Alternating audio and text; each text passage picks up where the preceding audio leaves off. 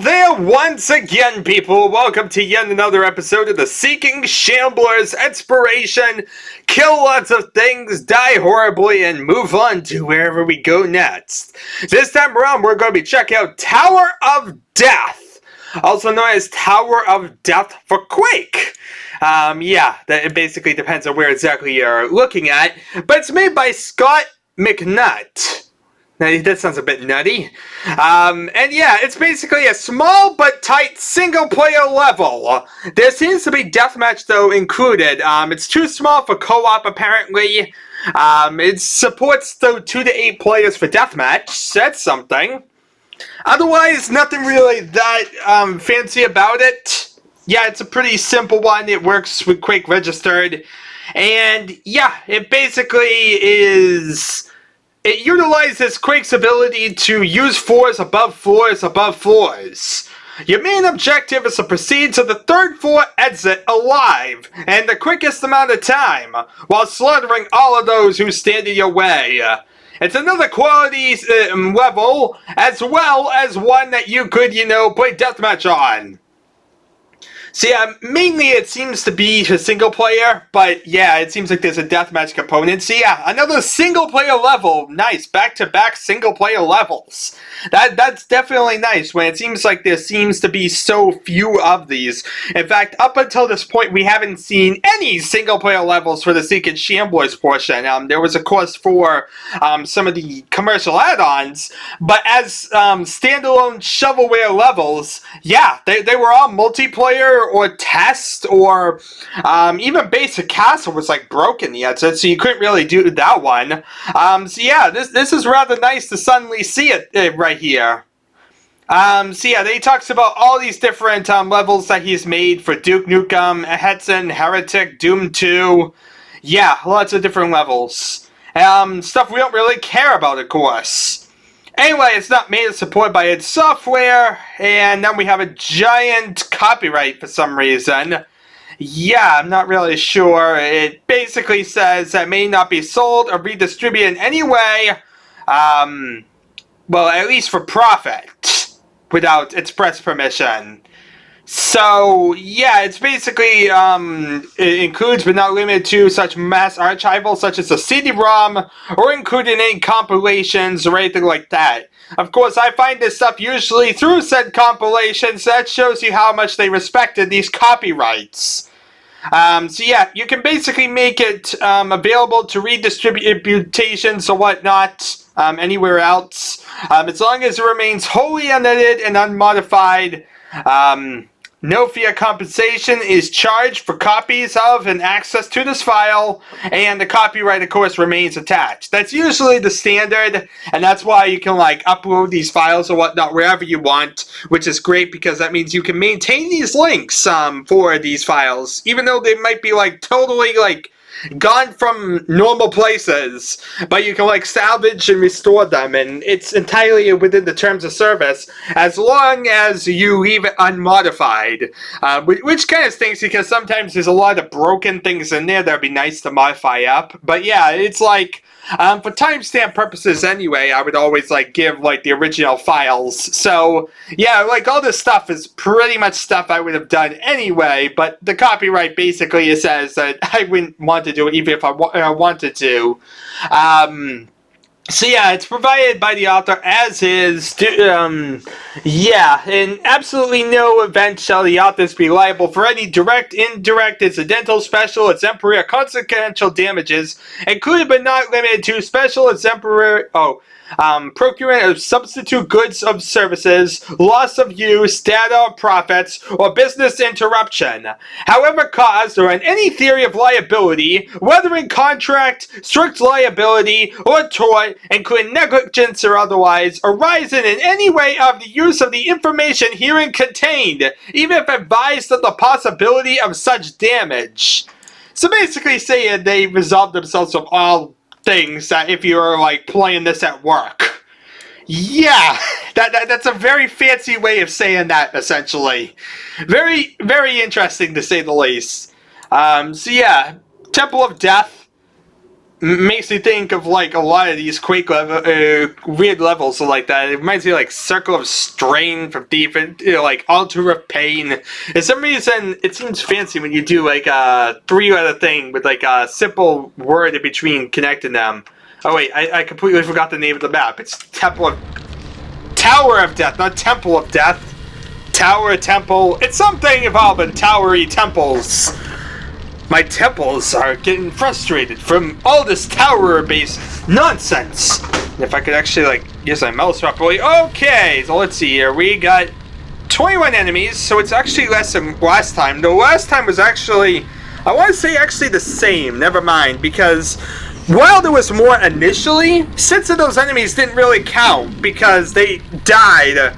As soon as you spawned into a level, they were just shambler jabs. So this actually has more than that, because that was only like 19. Okay, here's some random shells that will help me stay alive. This looks rather painful. Lava over something. That is gonna be fun. Let's go this way, because that looks deadly. Then again, that could be a reward to like go up there and you get like all the goodies in the world. Otherwise, you're gonna have a world of pain. Which way do I choose? Do I choose the safe way or do I choose the dangerous way? Well, it looks like it's going to be fun no matter what, because it looks like this is the bottom floor of a tower. I see what this is now. So yeah, it's like this giant open tower, and you're going to have to like go on multiple floors across this area. Seems like everything's going to be alerted at once, too. Probably. So we killed a few knights, nothing really that major.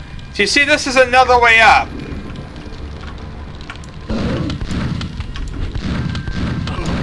Okay, so that's a couple knights. Nothing really that major. You see, this is gonna be a bit crazy. There's things everywhere trying to kill me. Not exactly the safest of areas, but if we move to those shells, we could get some more.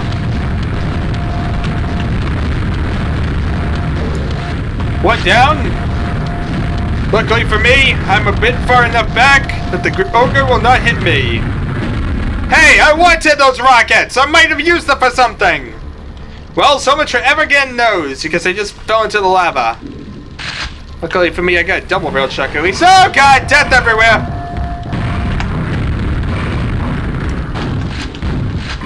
Luckily for me, I'm decent for Quake to actually really hit those stuff. Oh god, lots of pain. Everything's coming towards me at once. Luckily, like I said, I think I'm a lot better than what exactly they expected the player to be in 1996, because mouse look and this type of stuff was still very new. So, kind of like when Doom came out, people are very inexperienced at FPS at this point, so you can't imagine it being too hardcore at this point yet. Give it take a few years, it's gonna be a lot rougher. Say like Unreal suddenly. Anyway, this is the first floor. It looks like it's going up to the second floor. Or maybe actually that's the third floor. Which begs the question, where exactly is like some ammo? Oh, convenient, some ammo and some armor. Kinda hard to gather it because things are trying to constantly kill me.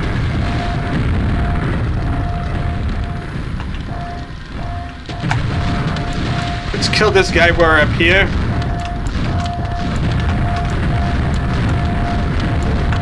Alright, so that's 14 out of 21, but we're mostly now lacking in ammo. We need to find some more. Okay, there's a... looks like a gun over there, like a grenade launcher. That could be very, very useful. I want the grenade launcher. That will help me survive. Because now I can take out the ogre. Get some more shells, that way I can tackle it with ease.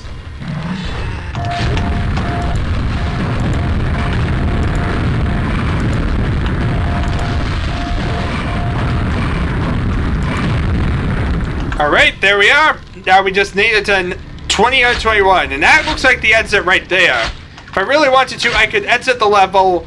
No problem, no pain, really anything at all. I just made it to the end.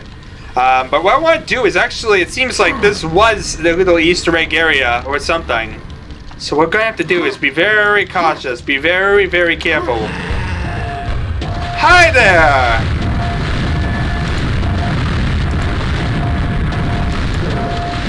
As you see, it's somewhat scary because there's an ogre there. There we are. Just gonna be very cautious getting up here. And there we are, rocket launcher. Now if we hug this wall and drop down, we should be able to be fine.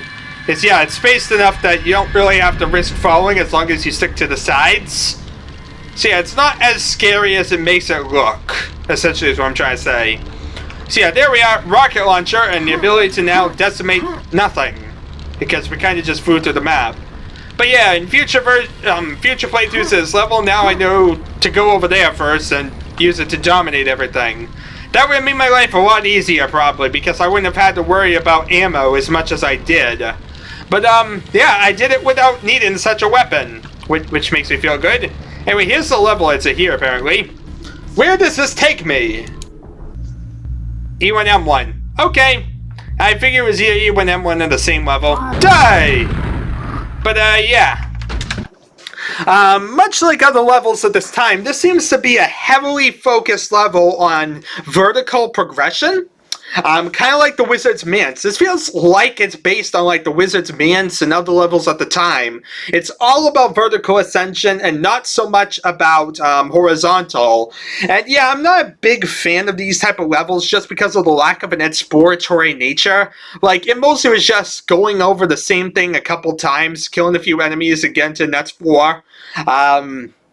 So in the grand scheme of things, not exactly the most interesting of levels, but at the same time, once again, kind of like last time, it's an inoffensive level. It's basically your generic Quake level, no real slowdowns, no real frustrating things about it. It's not too hard, but also not too easy that I would say it was ridiculously a pushover.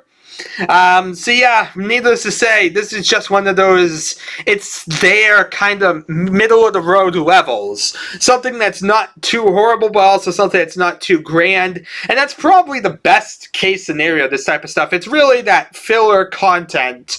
And I think that's really what we're kind of going for at this point. I'm trying to like get ready for like a server or whatnot. And so this kind of helped because it's giving me extra campaign level filler content just to have some extra levels to like play through, even if they're not exactly like the most interesting or exciting.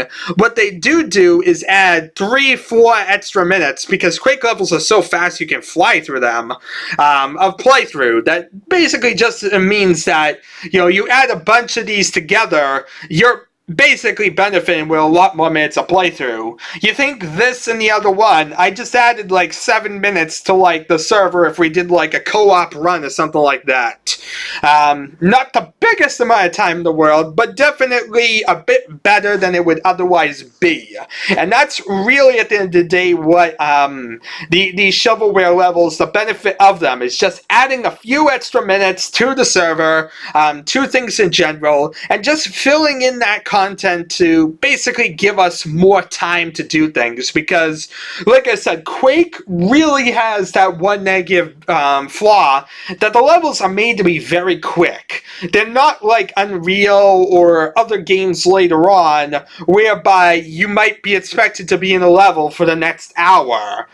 Most levels, not all, but most levels, you expect to be here for a few minutes. It's a lot worse than even Doom, where Doom you would kind of expect to be there for a little bit of time, based on how many puzzles and whatnot there were.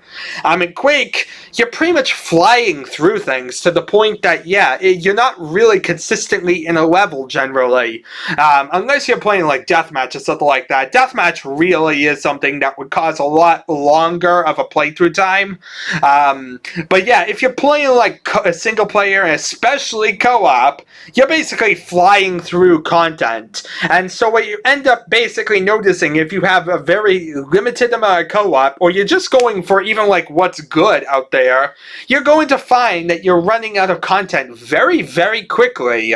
And so, yeah, that's really where all this shovelware comes in, is it just allows that extra little gap, that extra little boost to basically make a server not have to loop as fast. And every few minutes is every few minutes before that loop occurs. So of course you're therefore adding just that little bit of extra variety that can go from the server seeming highly repetitive to basically it giving enough content to make it seem like it's at least going through different things. So, yeah, needless to say, not exactly the grandest of things on its own, but useful just for that type of unoffensive level, useful for filler content. And this is one major circumstance where filler content is highly welcome, because like I said, levels where you can actually exit the level, as insane as that sounds, is a very uncommon thing in Quake. There are so many levels without level exits that it's such an amazing thing when you find a level that allows you to actually play it. So needless to say, something like this, though it's relatively just going up level after level and doing the same thing, feels rather nice because it has a level exit. So yeah, overall, not something I would say is grandstanding, not something I'm going to say is really something I would highly recommend even. But definitely something that's nice just for that additional bit of filler, because it's something that's not going to be offensive or really going to be annoying in any way. You don't have like frustrating puzzles in there. It's just simple, straightforward Quake action, and it's a little bit prettier, I guess you could say, than something like a Q2 level or something like that. Plus, it has a level exit, which definitely feels a lot nicer for people who want that type of thing. Anyway, thank you all for watching. It's been an adventure as usual, and I guess I shall see you all next time.